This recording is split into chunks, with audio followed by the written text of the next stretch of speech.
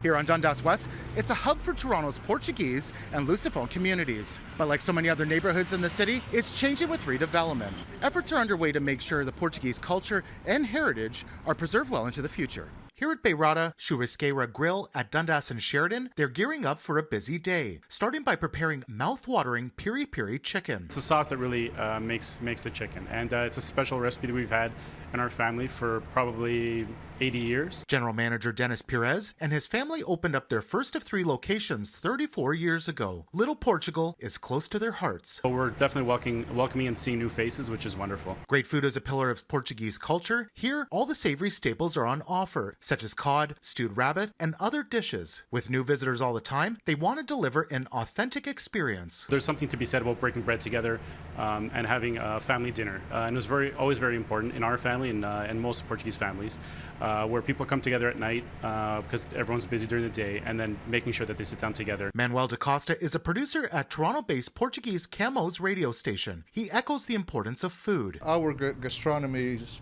probably one of the best in the world.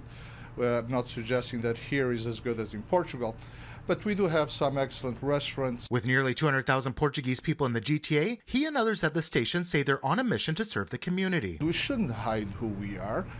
We should really promote who we are to be able to integrate ourselves socially and politically. Otherwise, communities die. Just outside its doors on College, a tribute to Toronto's Portuguese community. Recently, 70 years of legal immigration was recognized. He says Little Portugal and East to Kensington Market were historical pathways for us. That's where most of the Portuguese concentrated in 1953.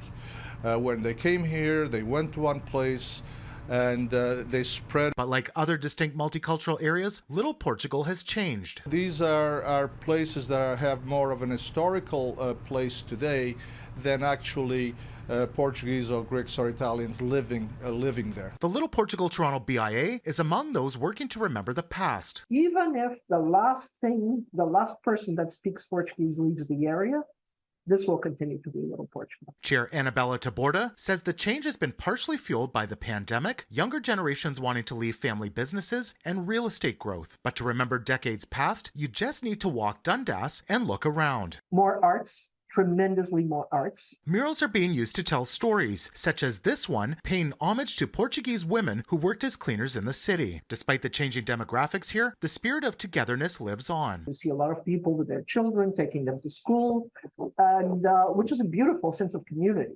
Definitely, this community is extremely vibrant. In Little Portugal, Nick Westoll, City News.